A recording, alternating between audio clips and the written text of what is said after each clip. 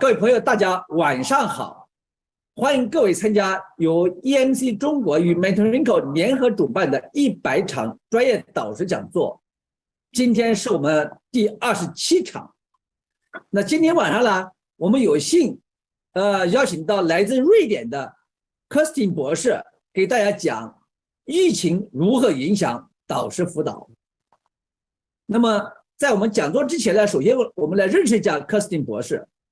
那 Kerstin 博士呢，他是剑桥大学的博士，他是欧洲最有名的商学院巴黎高商的认证高管导师、高管教练，也是我们 EMCC 瑞典的这个关键成员。他也是我们 EMCC 全球杂志的编委，也是英国 BS 商业学院的前任董事。他在这个领域里面有30多年的，他并且自己开发了很多的一系列的工具，去帮助如何去做导师教练辅导。那么这些工具里面呢，他用了一个工具叫 Lephorus 这个视觉隐形模型，他开发了很多这种模型。那这种模型呢，可以有效的帮助个人、组织、团队如何去应对变化。如果你讲究提升你的绩效的话，你呢可以用这么一个工具。但这个工具呢，未来也会跟大家去分享的。那么同时呢，我们就是说本次讲座呢，我们有欧洲导师教练协会和 MentoringCo 小合通以及正道联合主办。那么欧洲导师教练协会它的全称叫 European Mentoring and Coaching Council， 它的简称是 EMCC， 成立于1992年，是个总部设在比利时布鲁塞尔，专门为导师教练督导提供专业认证的非营利性组织。目前它的会员已经遍布全球140个国家和地区。那 MentoringCo 公司呢，是一家总部位于比利时布鲁塞尔的全球化导师服务的咨询公司，它的业务已经遍布全球6大洲35国家和地区。那么目前呢，它所有的提供的这个导师技术课程以及它的团队均经过欧洲导师教练协会的认证。当然 MentoringCo 中国呢，它是一家注册在上海的中国比利时的一个合资企业。2019年11月份开始，我们把正式的导师技术引进中国来啊。OK， 好，那么这个后面呢，时间呢，我来去确保大家有个很好的就是聆听效果。那么我们希望你呢，最好是全程参与。如果你错过了，你可能从头呢，后面呢，你再去从头去回放一下啊。所以确保你全程参与，不要中途进来以后，你可能听得没头没尾的。同时呢，如果有可能呢，你可能在中途如果有我们讲座快结束的时候，我们会有一个问答环节。那你如果有了一些问题，欢迎你呢去跟我们导师演讲嘉宾去提问。那提问的时候呢，问题尽量比较简洁一点，不要讲的长篇大论啊，并且留有足够的时间给我们的翻译成英文给老师去沟通，好吧？好。那么最后结束以后呢，我们希望你呢给我们一个反馈问卷。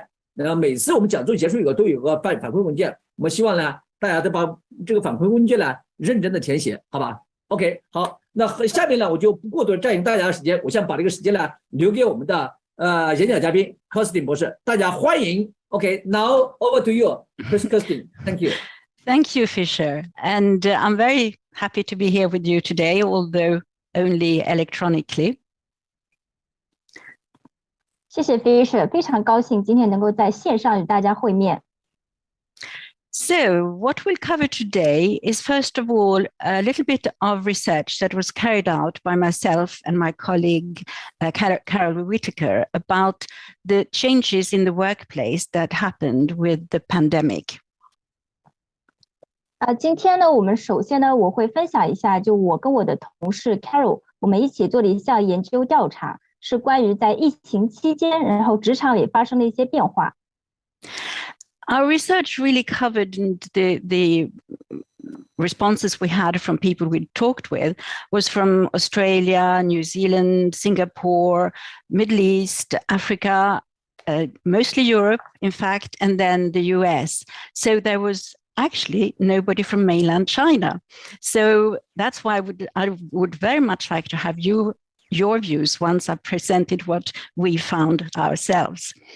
I then like to move on to, sorry, I see, I better let you do your translation here. That's fine. 我们的调查报告呢，然后当时是收到了很多的回复，然后回复者呢有来自澳大利亚的、新西兰的，有来自非洲的、中东的，也有欧洲跟美洲的，但是却没有一份来自中国的。所以我今天很想知道，在中国的你们对这样的在疫情期间这样职场里发生的变化，想听听你们的观点。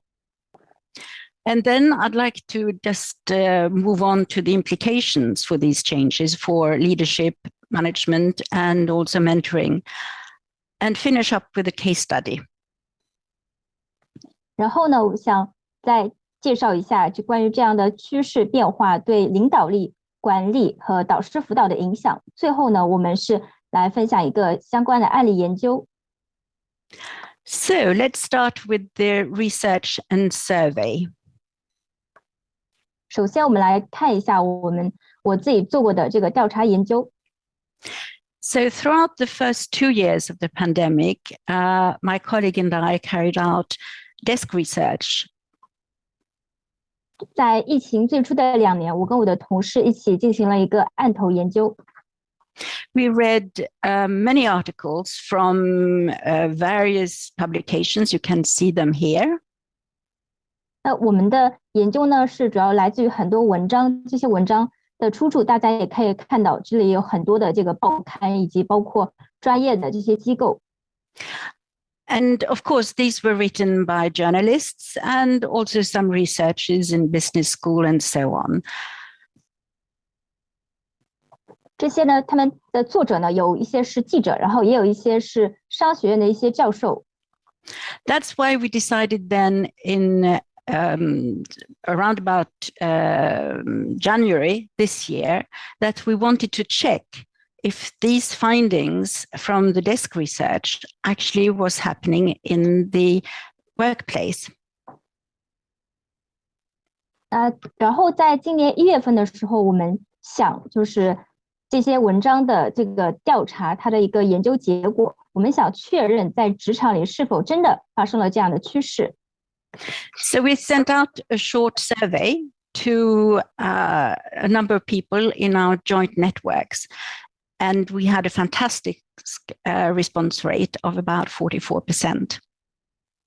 然后我们向我们共同的这个人际网里面，然后向210个人发送了问卷调查，然后非常开心，这个问卷调查回复达到了44%。So these people that responded to our survey were mentors, coaches, supervisors, and facilitators.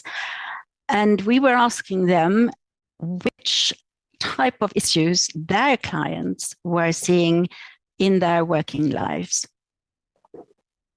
我们的受访者是包括导师、教练、督导和引导师。然后我们问他们的问题呢，主要包括他们的客户就在过去的这段时间里，在职场里，然后遇到的一些情况，然后遇到的一些问题。So, first of all, we also noted that COVID or the pandemic had actually accelerated, reinforced some trends that were already happening well before the pandemic. 我们发现，就在新冠疫情期间，有一些在以前就存在的趋势，现在呢得到了加速，并且强化。Knowledge workers and creatives have actually been able to work from home for about 20 years or more. 从技术来讲，比如说知识型的工作人员，其实在20年前就已经能够实现居家办公。I myself actually worked from home when I worked with a technology company in the mid-1990s. It wasn't very easy and the connections weren't very good, but it was possible. 那就我自己的经验来讲，我大概在90年代中期的时候，那时候在一家科技公司工作，那个时候呢也能实现居家办公，虽然就是不是那么容易，但是因为网络连接比较通畅，所以总体来说效果还可以。And also my colleagues, coaches, and I found that around 2012-13, many people of the younger generation were starting to question what they were doing in their jobs. 然后在我们的调查里，我们还发现年轻一代的人，他们现在在工作中是倾向于去寻找他们的目标和意义的。These were people who were in their first jobs and had been working for about 3 or 4 or 5 years. And they were starting to ask themselves, what is the purpose of what I'm doing? 他们一般呢是在比如说寻找第一份工作，或者说3到5年的时候，他们会问自己一个问题：我做这份工作，我的目标，我的意义是什么？ And already after the economic crisis in 2008, gig jobs, so-called gig jobs, were more and more popular. 大概在2008年经济危机的时候，那个时候呢，导致出现了一个比较受欢迎的现象，就是大家开始倾向于找零工。I think people were actually looking for, again, flexibility and freedom and financial rewards, although the financial reward part of the equations didn't really happen. 因为零工呢，它是有好处的，一方面它是比较灵活，然后比较自由，也比较有报酬。但是零工它相对于正式的工作而言呢，它也有一定的弊端。Having said that, I just read a McKinsey article yesterday saying that gig are on the increase in the USA again. 昨天呢，我正好看到了麦肯锡的一篇文章，然后他说零工现在在美国呢，突然更是越来越受欢迎了。So let's move on to what actually came out from our desktop research. We identified a handful of themes. 我们的案头研究，然后当时我们是发现了几个话题。Here they are in not any particular order. 然后这些呢，就是我们发现的几个主题。然后这些主题呢，它们是不分先后顺序的。So it was about working from home and working hybridly or in a hybrid way, and also about managing remote and hybrid teams. 如其中我们会遇到一些居家办公、混合办公的问题，然后也包括管理远程团队和混合型团队的问题。There was another strong issue around people leaving their jobs, and it's been difficult to find others to fill those jobs. 然后还有一些人离职了，然后呢，公司也会面对一些人才危机。And also very strongly problems with mental health and isolation, and also burnout. People were working very hard, very long hours. 另外就是大家在疫情期间可能还会出现一些心理上的问题，然后可能会感受到比较的孤独，还是因为你工作的时间变长了，而且长时间的工作让大家感到非常的精疲力尽。And then diversity and inclusion, making sure that everybody had their voice heard, and that, again, just from a technological viewpoint, that everybody had access to connections and so on. And just generally diversity, including everyone. 那在此期间还增加了多样性和包容性，比如说大家居家办公，然后通过线上会议连接，这样让每个人都有机会发声，让自己的声音被听到。And then the eternal issue, creating psychological safety. But again, that is not new. 然后还有一个就是通过这种线上会，有时候也创造了一种心理安全感。So now I'd like to ask you to put in the chat, and I need the help of IC here as well to read and see and Fisher to see what's being said. Is there any of these issues that you have encountered with your clients? Any of those or none at all? Just put your thoughts in the chat. I'd be really interested to hear see what you're saying. 大家看到这些主题呢，大家想一想，自己在面对客户的时候，你的客户是否也遇到过这些问题？大家可以把自己的观点分享出来，是否有遇到过，可以分享出来，或者有其他的问题也可以分享出来。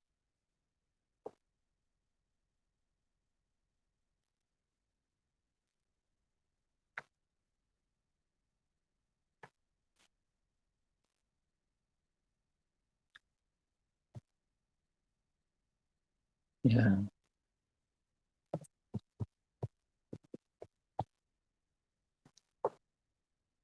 Do we have any volunteers?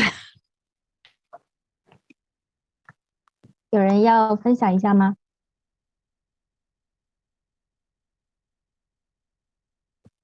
Yeah.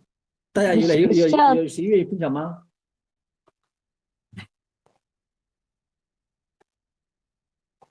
Kerstin, we have 2 answers in the chat box. Yeah, thank you. What do they say? Yeah, actually, Kerstin, to my experience, we had this, dealing with the resignation and the talent crisis, especially during this COVID issues. Okay. Michelle shares just that managing remote and hybrid teams become popular in my organization. Mm-hmm. And also mental health and isolation. Yeah. For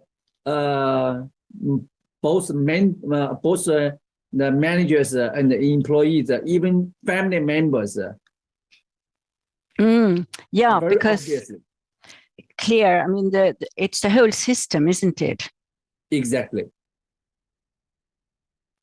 Even at home, my kids sometimes they're easily to be irritated. Yes, and worried, I guess. Worried about what is happening. 大家在疫情期间还会有很多心理方面的问题，和比如说跟家里人的一些问题，可能有小孩子可能会，比如说干扰到你呀，然后大家可能还会对未知，然后也会产生一些担忧感。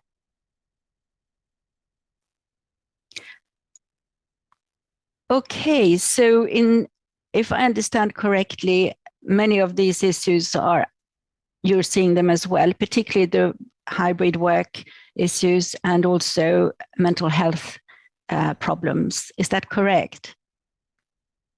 我想大家对这些问题，比如说心理健康呀，像远程的这些团队啊，这些居家办公，然后大家都会遇到这样的问题，对吗？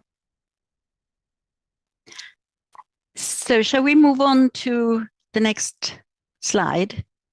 Fisher, what do you think? Yeah. Right. So these are the results from our survey. So it does not include what's happening in mainland China.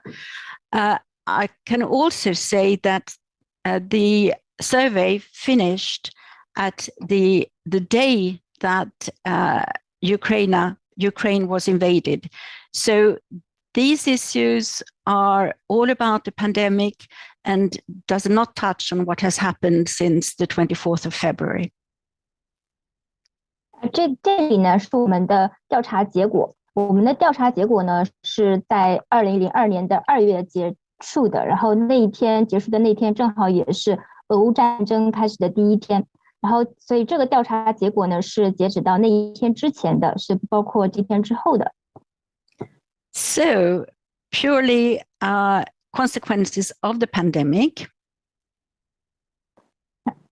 关于疫情呢带来的后果，我们来看一下。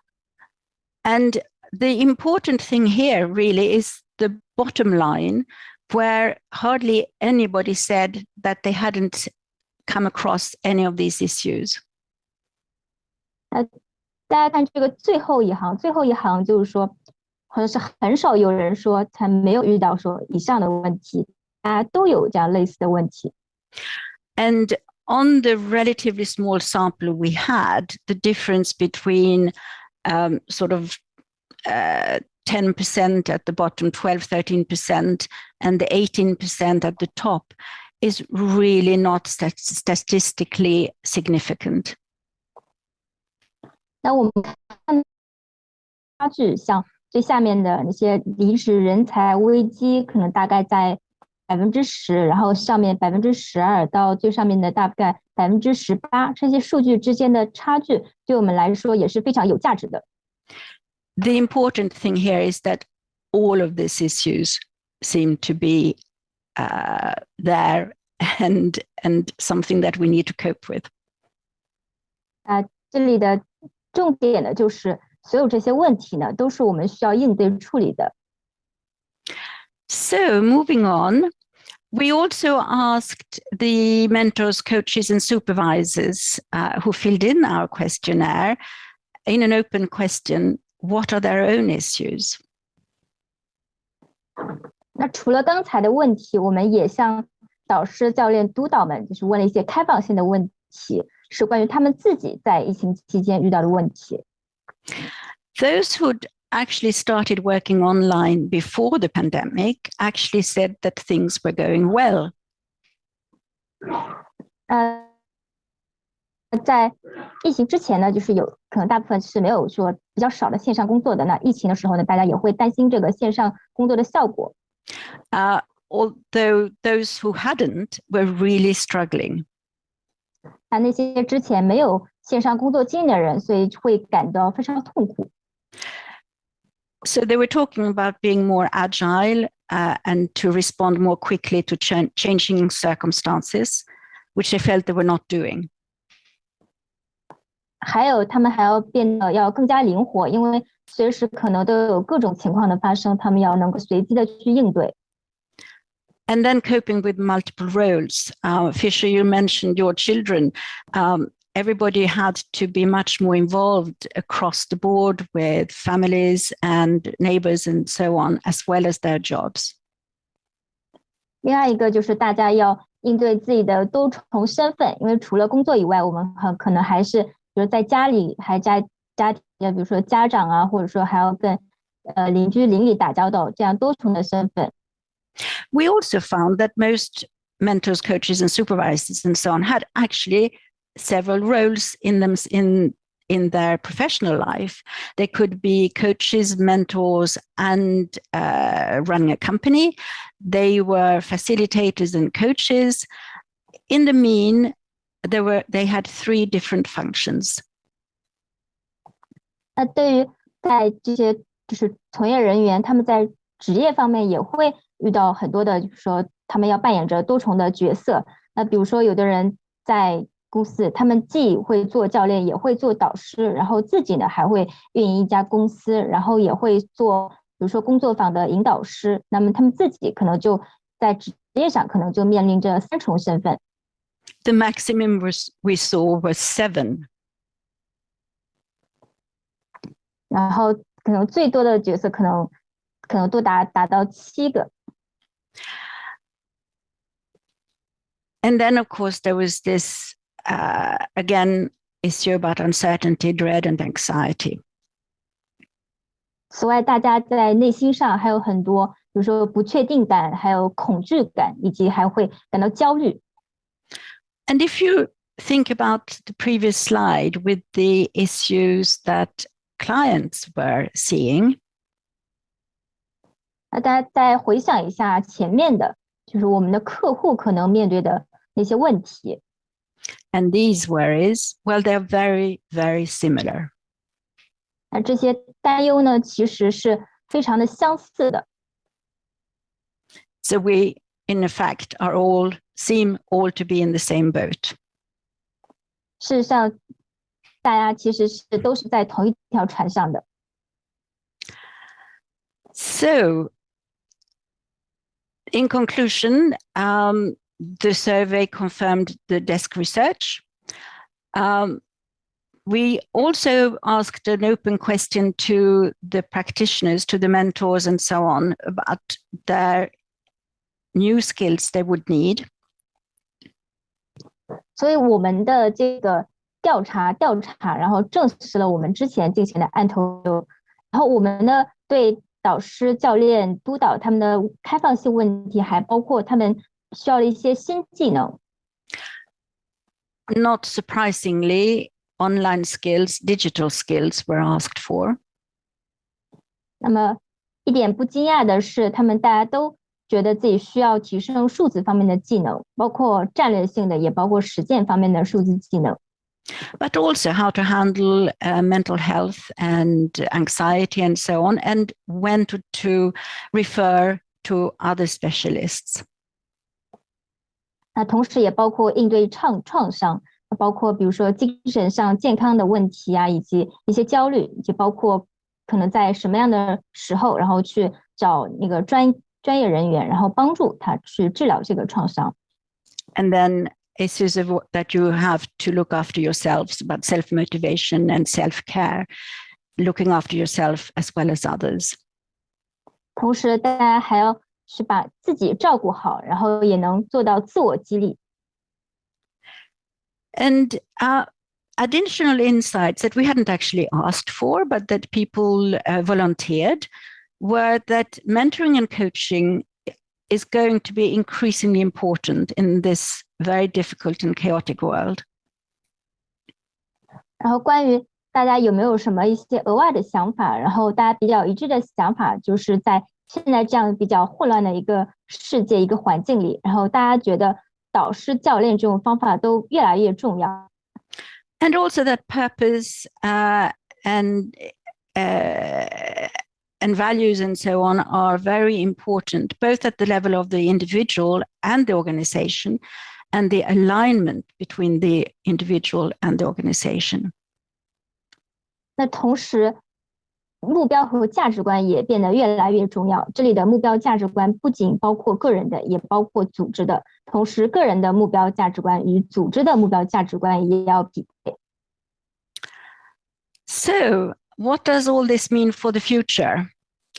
Well, not all organizations are same. You know, we when you just think about working from home, people are now saying it should be 3 days at the office, 2 days at home, or the other way around. Why have these sort of rules when organizations and people are all different? 那现在我们来看一下，大家是一些对未来的一些思考。就比如说我们现在这个混合办公，比如说你在办公室里待个3天，然后在家里再办公个2天，然后在这样的情况下，那么试验一下这个结果又会怎样呢？ So to us, it's important that organization experiment and listen very hard on to the feedback that is coming on these experiments. 那组织在做这样的实验的时候，混合办公实验的时候，同时一定要积极的聆听反馈，就是聆听来自于员工的反馈。Which also means that if you want to listen to everybody, you have to be clear about diversity in your organization and also the inclusion, and that everybody can have their voice heard. 那在听大家反馈的时候呢，我们一定要形成一个包容和多样性的环境，因为只有在这样的环境里，然后大家的声音才能够都被听到。And we see a questioning about this place of leadership and management and how that works and what their function is in a hybrid world. 那另外这里还有一个对领导力与管理的一个重新思考，就是他在这样一个比较新的一个环境里状况下，他是如何就是发挥作用的，然后他的职能又是怎样的。So I think it's clear to everyone that digitization is being more and more important. Some countries are much further along in that than others. Europe, I think, is actually quite far behind. But the question is then, how do we teach, and which organizations teach and help mentors and coaches and facilitators with these new skills? 接下来呢，我们知道是非常越来越重要的，就是导师辅导的数字化。在可能西方的一些国家，然后在数字化这方面呢，做的是相对比较前沿的。那问题是，就是如何能够去教，比如说组织去做如何将导师辅导数字化，如何帮助我们的导师、教练、督导，如何帮他们提升数字方面的技能。So traditionally, mentoring was a way of sharing tacit knowledge between the older people in an organization and the younger generation. 那在传统的我们导师辅导里呢，希望是个比较年长的资深人士，然后向比较年轻的一位人士，然后年轻人向他去分享自己的隐性知识。But the other way around is now seen as becoming more important. The younger generation sharing their knowledge and experience with the older generation. 那反过来也变得越来越重要的一点是，年轻人他也可以向年长的人分享自己的知识和经验。And perhaps this is a way to help corporate change. 也许这种方式呢，也能够帮助企业去实现变革。So, one question is, how do we communicate and listen better across generations? But not only across generations, also across various functions in organizations and across silos. 那问题来了，就是如何能够更好的实现跨代的沟通和聆听。我们这里的沟通聆听也不只是说跨代的，然后在组织里呢，同时也包括就是不同部门、不同职能的人之间的沟通。So let us talk about, now my screen doesn't work. Fisher, can you get to, no, you can't. I can't get to the next slide. Okay. For some reason. You mean your screen is freezing? Yeah. Okay, let me see. Now it's worked. It's fine. Okay.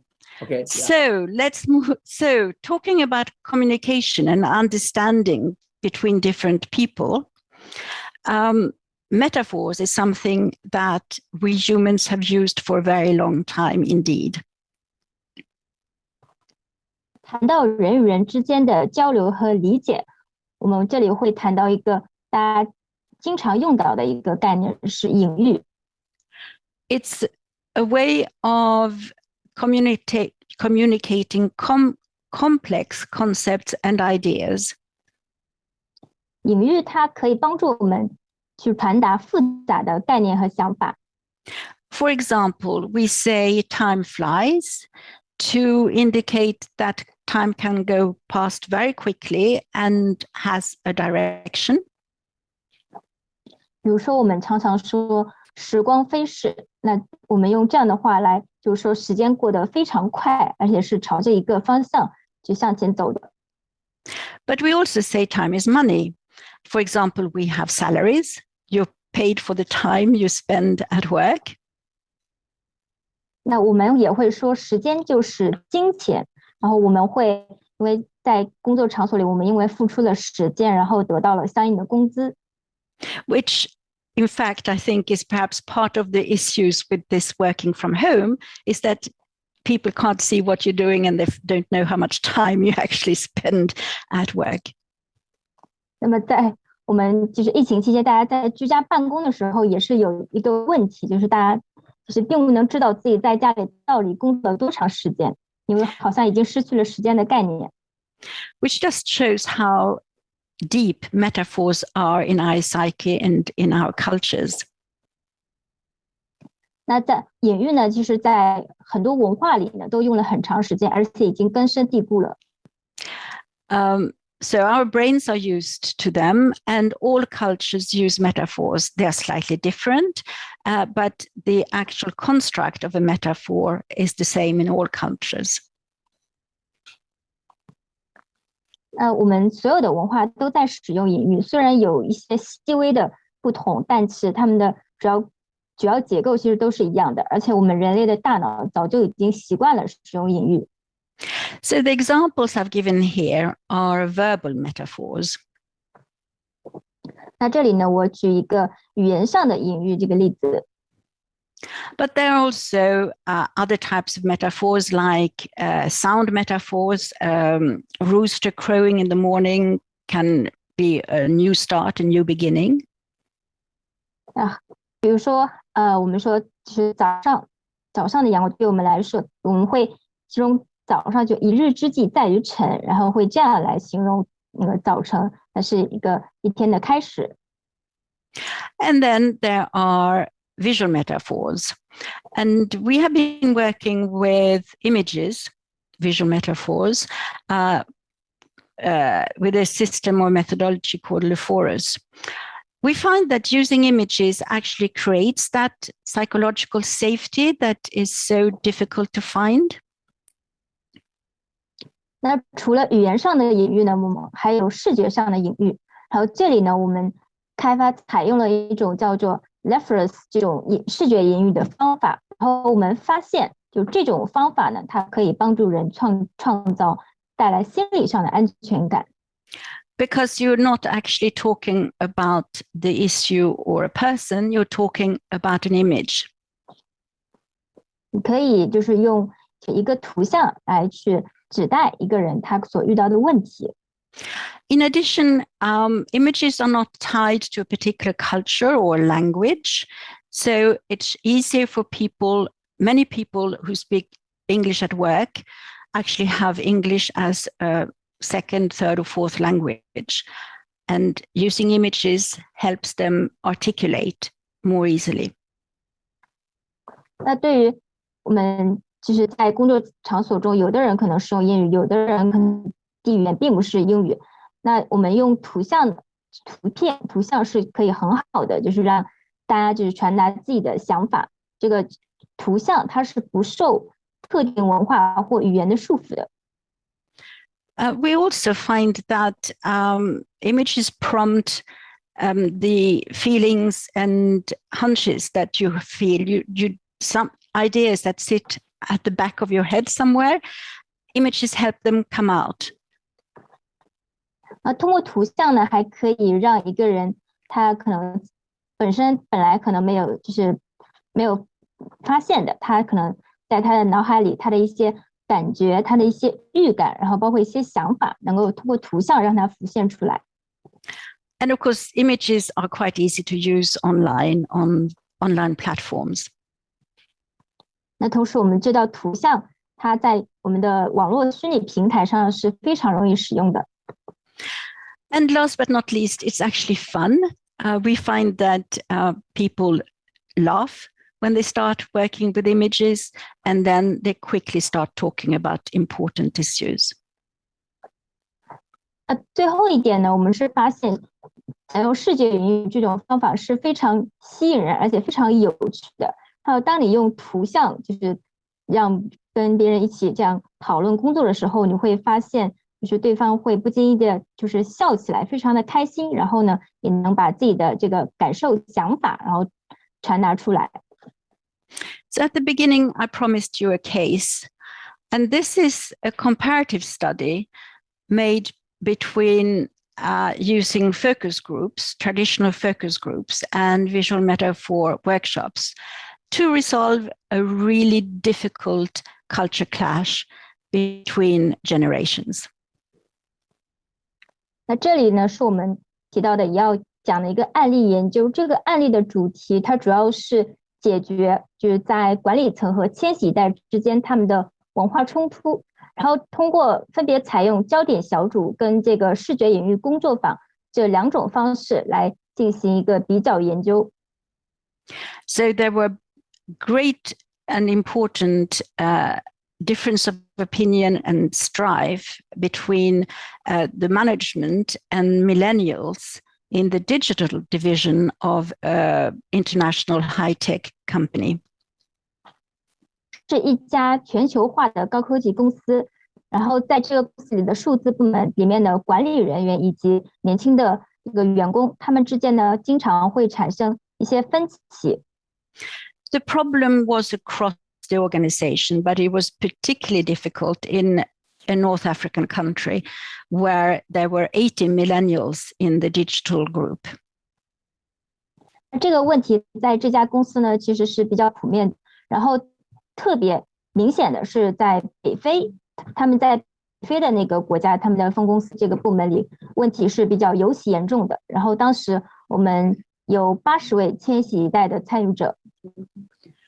The head of digital for Middle East and Africa absolutely had to find a solution to this issue and decided to divide the millennials into 2 groups, one where they would run traditional focus groups and another one where they would use Lephorus visual metaphors.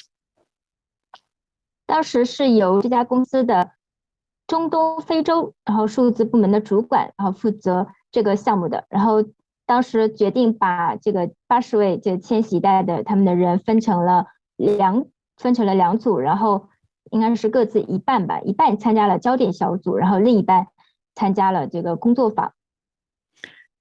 So we developed a workshop which was designed to create discussion amongst the participants. 我们当时就设计了这样一个工作坊叫 Lephorus， 这个工作坊主要是促进就是参与者然后能够广泛讨论话题。We found that in these situations, it's useful to first talk about what the company looked like and what the people felt about the company while they were being interviewed. 我们讨论的问题呢，首先包括就是这个员工他们觉得这个公司是怎样的，就在他们工作面试的时候就问他们关于对这个公司的看法。So this covered everything they'd read about the company, what their families and friends were saying about the company, and how they were treated during the interview process. 同时这个问题呢，还涉及到了就是他们家人朋友对公司的看法，以及他们在面试的时候又是如何被对待的。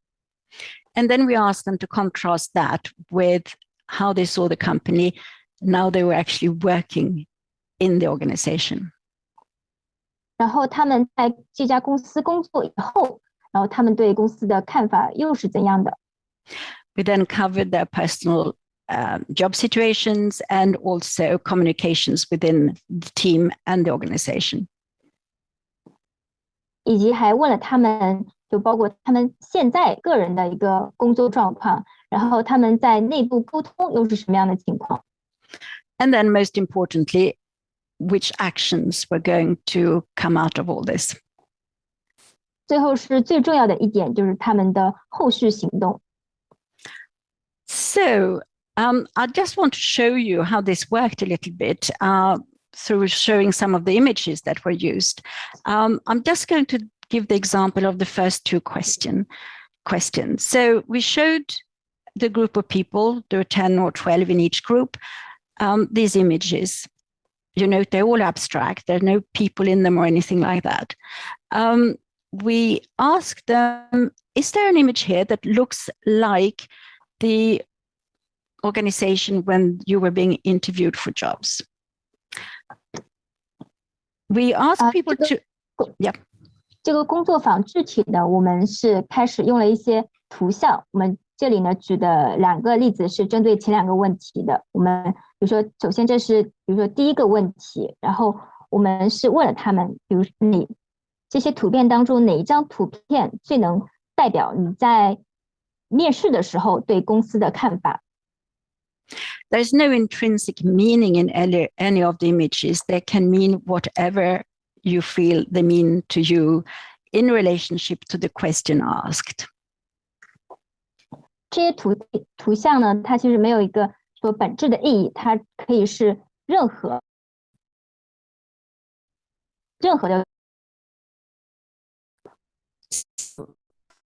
To look at the images for a little while, and then once they've chosen an image, to tell the other people in the group why they chose that image and what it means to them in relationship to the question. 然后呢，我们是让大家选中一张图片以后，然后让他向组里的其他成员分享他为什么要选这张图片，这张图片就对他来说，在一个关系中是意味着什么。We used the same family of images for the second question. How do you see the organization now? You have been working here for a while. 然后我们依然用了这些图像，然后问他们第二个问题是哪张图像最能代表你在进入公司工作后对公司的看法。We used other images for the other questions, but here I just wanted to give this as an example. 还有其他的问题呢，我们用了其他的图像，然后这些图像呢，我们主要是用来举例针对前两个问题的。So this was what came out when we put together responses for all of those people. Roughly what they showed was that you see the image with the orange color around it, orange circle. That was the image that most corresponded to how they felt while they were being interviewed. 我们呢收集了一下大家所有的答复，然后我们发现，就是橙色圈里这个图像是大家选择最多的，是最多能够是代表大多数人在接受面试的时候对公司的看法。It was a feeling of freedom and of possibilities, of being able to move from one of these circles to another relatively easily. 这个图像呢，主要在大家看来，它能够代表自由，代表更多的可能性，能代表从一个圈子能够跳到另外一个圈子。And there was a sense of progress, of growth. 然后会给人一个向上进步的感觉。The blue circle shows the image that was mostly picked for once they had been working in the company for a while. 蓝色圈出来，然后圈出的图像呢是代表就是他们大多数人选择的是进入公司后对公司的看法。They felt that the digital division was more of a silo within the larger organization. 他们觉得这个呢，好像每个图案他们能够代表就是组织里面的各个可能部门啊、职能这样。And they felt that this upward movement was had disappeared, or possibility of that of movement and growth had disappeared completely. 然后他们觉得好像是在这个里面，就是成长的可能性可能都消失了。So, what were the results of all this? Well, on the day, once they'd run the first Lephorus workshop and the focus group, they looked at the results. 我们在进行这个调查的当天，然后也做了一个比较的分析，就针对这个 Lephorus 工作坊和焦点小组他们的效果进行一个分析比较。They found that the classical focus groups mostly actually talked about salaries, and they weren't actually getting anywhere. 然后我们发现这个传统的焦点小组的参与者，然后讨论的问题呢，会大多都聚焦于这个工资、薪水方面的。Whereas with the Lephorus, they found that issues were discussed in depth, and they were actually talking about actions. 而这个 Lephorus 工作坊呢，大家讨论的问题相对更深入，他们而且还会涉及到具体的行动。So it was decided to not run any focus groups anymore and take everybody through the visual metaphor workshops. 然后由此就是对比呢，然后他们决定放弃使用焦点小组，让所有千禧一代的人都参加到这个 Lephorus 工作坊来。So that was on the day, and then long term, well, there was a lot. This is quite a lot on this slide, and I'm not going to go through it all.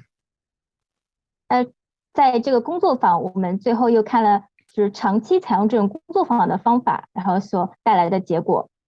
But you can see that there was something about career conversation. There was something about a buddy program, and so on. 大家可以自己就是仔细看一下，然后这里比如包括就是为管理层和千禧一代，然后进行一个职场上的对话，然后进行了相关的培训。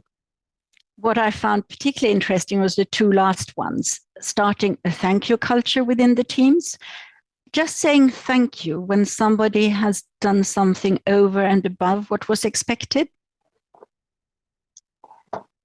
然后让我觉得最有趣的就是比如说最后2点，然后在团队中建立一个感谢文化，就当一个人他做的事情说超出了期望的时候，然后对他说一声感谢。And hoping that this would spread to management. 而且我们希望就是这种氛围、这种文化能够散播到管理层里。They also said that rather than having the usual team building exercises or going out for lunch or dinner together, they'd rather work on real job issues as they had been doing using these Lephorus visual metaphors. 而且他们还觉得就是会取代以往的这种团建形式，比如说大家一起出去吃个午餐、晚餐，就我们要去决定去放弃这种团队建设的方式，然后采用这种工作坊的形式，采用这种视觉隐喻的比较很有趣的方式来解决工作问题。Opla. So the facilitator who was really tired after having had 80 millennials rather than 40 said what we have here. 那当时呢，我们是对80位千禧一代的人进行了这个工作坊以后，我们的这个工作坊的这位saying that 也有了一些讲法评。So making the invisible visible and then getting to real actions was seen as really important and really happening in this workshop. 我们是在这个工作坊，我们把无形的东西可视化，并且有了一套非常具体的行动计划，这是非常重要的。They also identified this possibility of that talking about feelings was very important, being able to talk about feelings, and also to look at solutions that were innovative and new doors opening. 通过这种工作坊的形式，就视觉隐喻的形式，我们还看到了更多的可能性。我们可以用图像来释放人内心的想法和感觉，而且还可以找到更多问题的答案，也找到了更多的可能性。So that's the end of my presentation. Thank you for listening, and very happy to take any questions, or I'd love to hear your comments. 好，以上呢是我今天的分享，然后现在非常乐意然后听到大家的提问或者一些分享。I should perhaps add that the research report that I was talking about at the beginning is available on this online. You can download it, and so is a free ebook on team leadership and management. 那我这里提一下，就是我们前面我们做的研究，然后当时有一个研究报告，然后这个研究报告呢是大家可以免费下载的，然后网址是在这里，然后同时这里也是我写的一本书，然后这个免费的电子版大家也可以在这个网址里下载。And we have some courses on visual metaphor workshops on the website that you can see there. And there's a coupon if you'd be interested in taking one of the courses. 然后呢，我们还有一些关于这个视觉隐喻的课程，在这个我们的这个官网里，这个网址也在这里。大家有兴趣的话可以报名，然后我们报名的话是可以享5折优惠。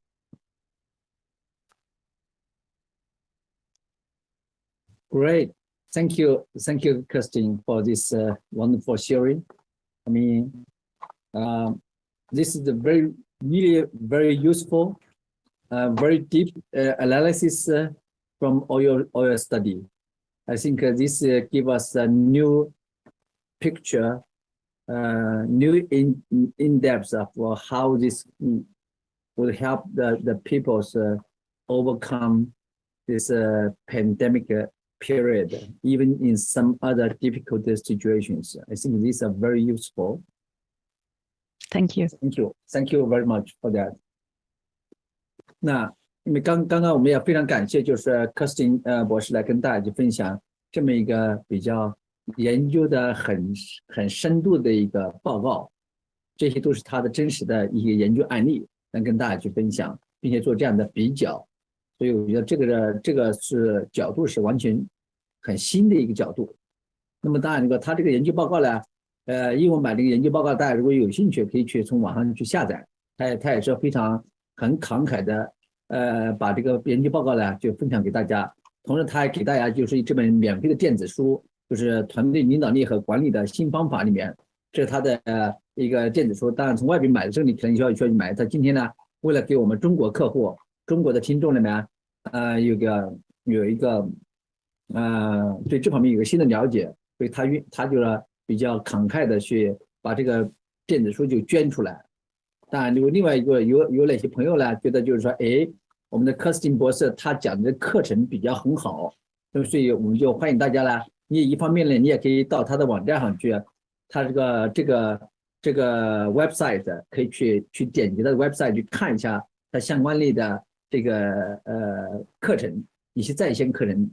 当然，如果说有很多朋友比较多的情况下，需要去做中文翻译的情况，你也可以跟我们联系，然后呢，我们可以去提供这样的翻译类的课程，可以把我们的就是Kerstin博士的课程呢引入到中国来。当然，我们也会给大家一个 discount， 一个折扣，好吗 ？OK， 好，那么今天针对Kerstin博士的这个分享里面，大家还有哪些问题吗 ？Any questions from this webinar？ 大家有哪些问题吧？有哪些问题可以提出来啊？因为这是个很难得一个机会。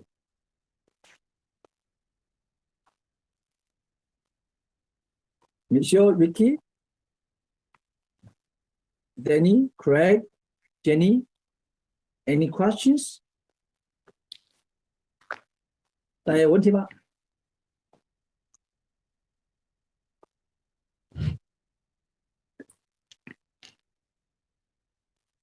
你们好，静音了啊 ！You all mute, you all mute. OK， 你大家都静音了，有哪些问题吗？有问题吗？针对今天讲完，你有哪些感受？你有哪些体验 ？Any feedback？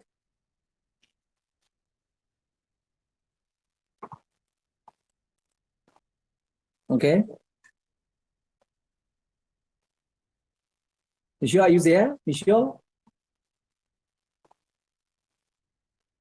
静音了 ，You mute？ 你们 mute， 你们静音以后就听不到所有的这个声音了啊。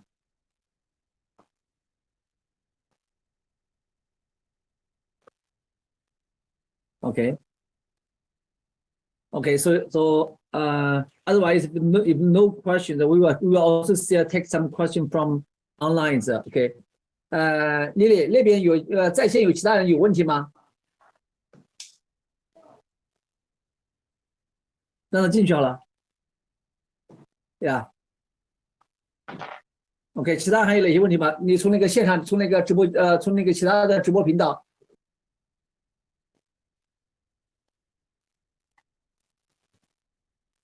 Okay, we just wait. We'll wait to see to collect the feedback from the other broadcast platform to see if they have any questions.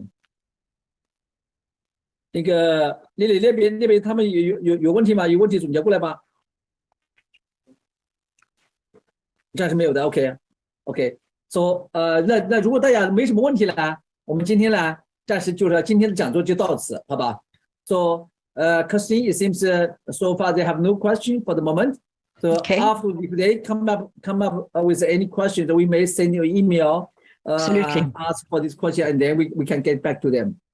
You can always contact me on the email address there. I'd be delighted to answer any questions or listen to any comments. Thank you. Okay. So Michelle, you just joined one more. Do you have any questions, Michelle? Twice. Yes, I'm sorry. I just got a connection issue. I fall out from the line. Sorry about that. Thank you for letting me in again. Actually, Doctor, I really appreciate your sharing, especially for the research part. I think it's provide a good insight on what's happening.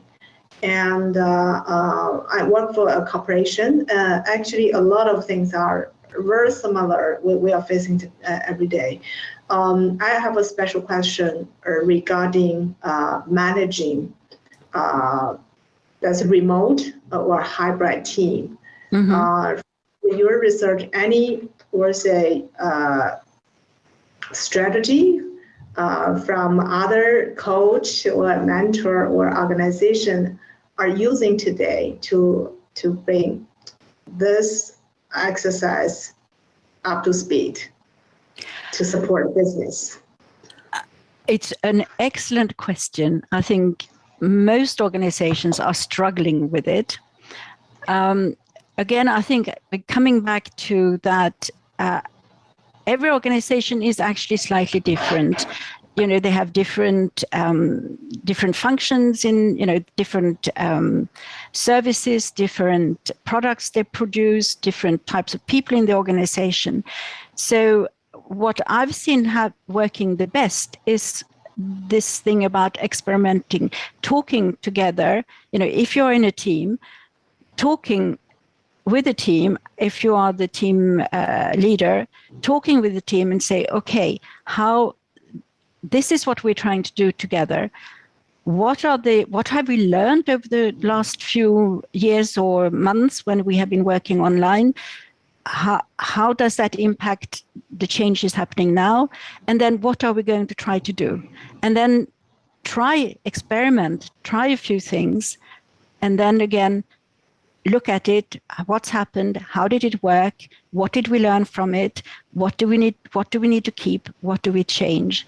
I know it's not an easy answer. I mean, it's not a clear answer, but that's what I've seen actually working the best.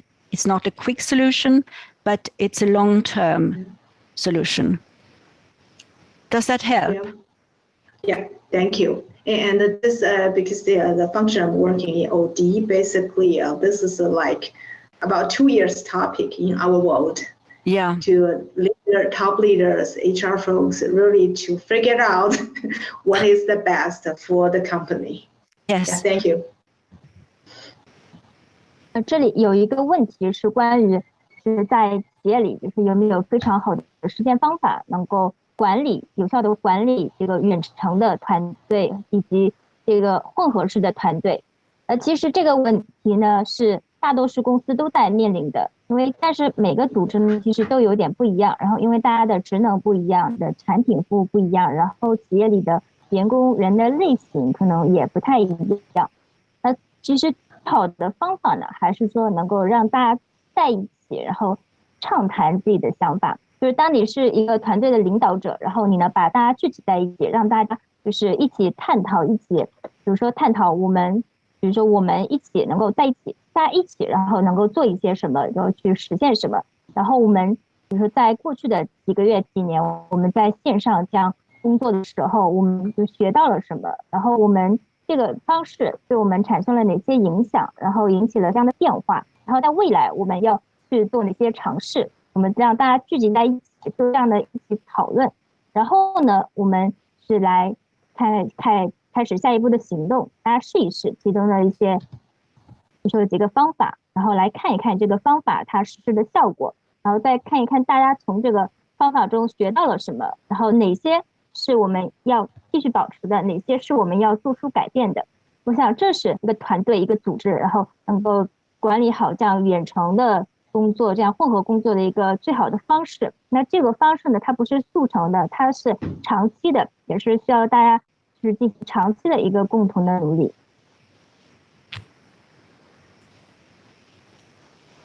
Okay.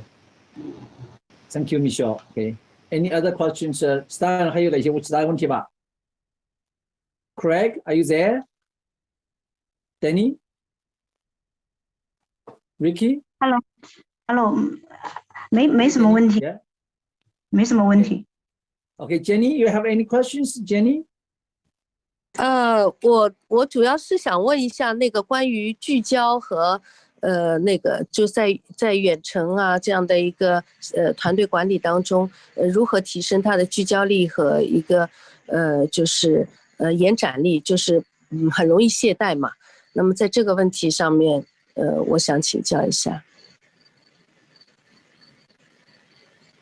I have a question about when managing the remote teams and how to increase the focus of the employees of people, because when we work at home, so we can sometimes get lazy at work.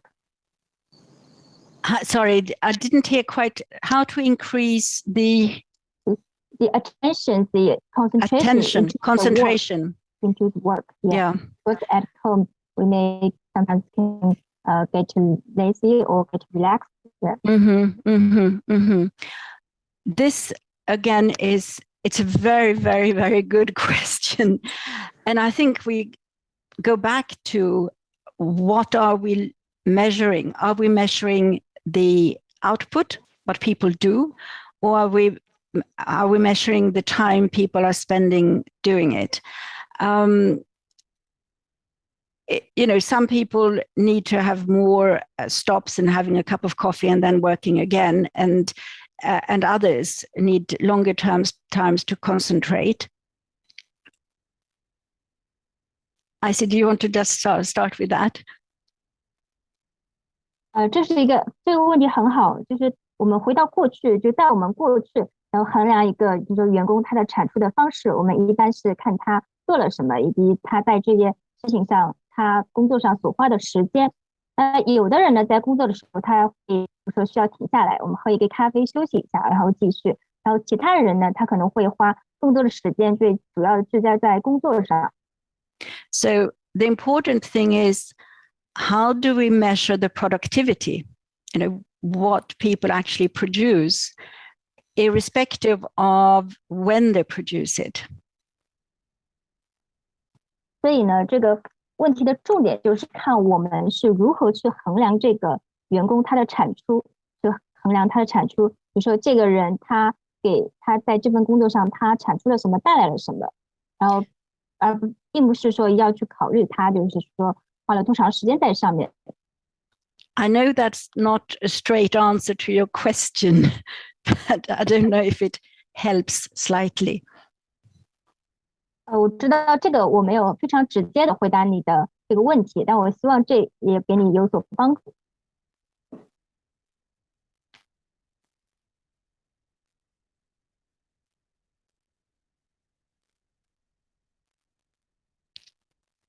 Okay, there's one question from the chat box. What if the remote employees are unwilling to communicate, or they are technical talents who only focus on their work but are not good at expressing themselves, or it is difficult to feel his thoughts and feelings? I'm not sure I heard the whole question. Is it about people not reaching out to others? Yes, because some technical talents only want to focus on their work. They are not good at expressing themselves. Yeah, okay.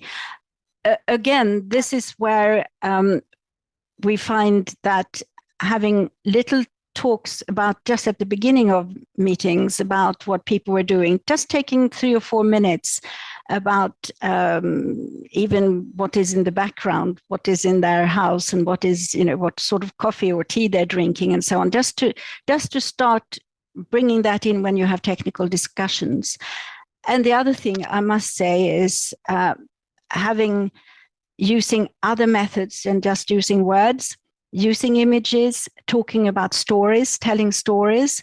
All of these things are useful to get people out of the purely technical, whilst not losing time for work, because of course we're all there to actually be productive and produce work. 就是遇到这种情况呢，可以说在比如说最开始的时候，我们可以花3到4分钟，然后大家进行一个寒暄闲谈，谈一谈大家这时候的背景啊，你的房子啊，你现在喝什么茶呀，可以刚开始这样去热身一下，或者也可以比如说我们用一些画，或者说用一些图像来分享讲故事，然后通过这种方式呢，就是让大家暖暖身，就是让大家就是可能比较的能量提起来，就是通过这种方式是可以就是帮助这个技术人员让他们去慢慢的打开自己的。那这个过程有一点就是不要在意你好像说浪费了你的时间，那因为更重要的是我们要能够让大家就是提升精力，然后能够让他工作变得更有效率。Having said that, very interesting questions about remote work, and I think there's a lot of questions and a lot of research still to be done. 那关于远程工作这一点呢，我觉得是非常有趣的一个话题。我相信我们还会有很多的这个研究这个文章这个相关的问题出现。Michelle also has some words in the chat. She said, I noticed that engagement, productivity, and cooperation values support one another to bring out high-performing teams, especially in virtual working environment. I'm sorry, I didn't hear the beginning. I only heard especially in... Yes, I repeat that. She shared, I noticed that engagement, productivity, and cooperation values support one another to bring out high-performing teams, especially in virtual working environment. Again, I'm very sorry. I didn't hear the very first beginning of that. What is it that you're bringing out? Engagement. Yeah. On the chat box. Engagement. Okay. Productivity. Yeah. And cooperation values. Absolutely. Absolutely. And I think that, I mean, the research is very, very clear on that. But how do you produce engagement? And you know, that is very difficult. Actually being clear about the alignment between the values of the organization and the individual is the first step, I think, in creating engagement. 确实这个问题呢，在我们很多研究里面也非常的明确，然后就是比较难的一点，就是如何能够提升大家的这个投入度，因为特别是在员工的时候，他们比如说在意自己的目标和价值观，如果他们的目标价值观能跟企业的价值观相匹配的话，那这样是能够更好的提升他们的对工作的这个投入度。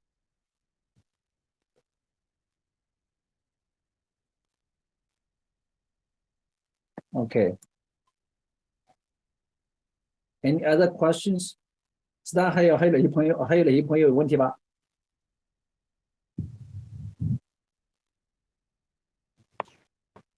OK， 如果大家没什么问题，然后我们就今天就到此，好吧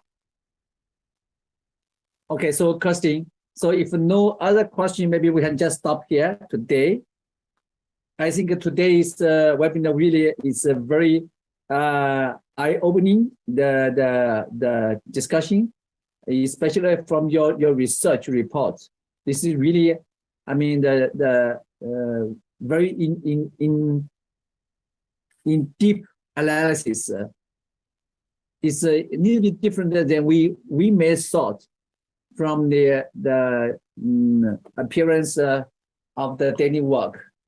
So I think this will be very, very valuable for us, especially when we are doing some mentoring, providing some mentoring service to individual or to the corporate employees. Thank you for this. Thank you for having me. Thank you. Okay, and then afterwards we will also try to to promote your programs, the courses of your link of the website to the people here in China, and we will see if any person interested in your programs. Maybe we will try to see how many people are interested in that, and then if people are looking for some Chinese translations, and then we can collaborate and support you for that as well. Great. Yeah. And then we also appreciate your generosity to offer the free research report to our Chinese audience, and especially your free ebook as well. Thank you for that, Kerstin. You're welcome. Yeah. So in that case, maybe we can just stop here today, and then maybe you go to the last page. Last page will also have the sharing of the survey barcode. Can you just move on to the last page? I think it's again frozen. Try again. I think that was the last page, actually. The last page? Okay. Yeah. Okay. So in that case, yeah, I see maybe you share the last page for share the survey reports. I'll stop my share now so that you can. Yeah. There we are. I see maybe you may share the screen for this survey.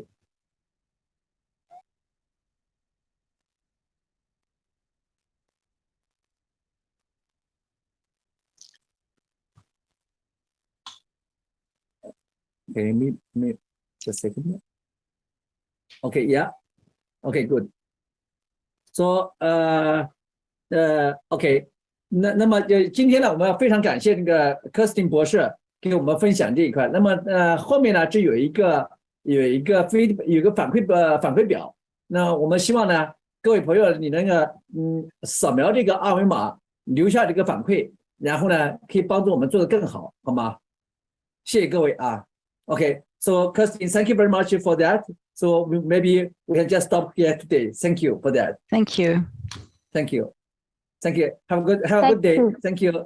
And thank you, IC, for all your work. Okay, thank you. Thank you. And also, 拜拜。同时呢，我们也想去and also, Kerstin, we also want to invite you to join our December, the first global technology management forums in all areas. So that will be very impressive forum as well. We would like to invite you to attend and to speak as well. Thank you. Thank you very much. Thank you. Looking forward to it. Thank you. Bye bye. Thank you. 拜拜。所以那么同时呢，我想此时此刻来跟在座的所有朋友讲一下，就是说我们在12月17号、18号在博鳌举办全球首届组织隐形技能管理博鳌论坛，我们要欢迎在座的所有朋友可以关注我们公众号，然后了解这个论坛的详情。我们将会已经邀请到财务500强好几家全球 CEO 来进行讲座，同时我们也邀请到国内的这批非常知名的人物，那么他们也会来到现场去跟大家去分享，好吧？这是一个非常高端一个活动。全球呢，我们预计呢会有200万人在线去听我们这场讲这个论坛，好吗？也欢迎大家持续关注我们，好吧？谢谢各位，谢谢。Okay, so Kerstin, we can just stop here today. Thank you. Okay, 拜拜，各位，拜拜。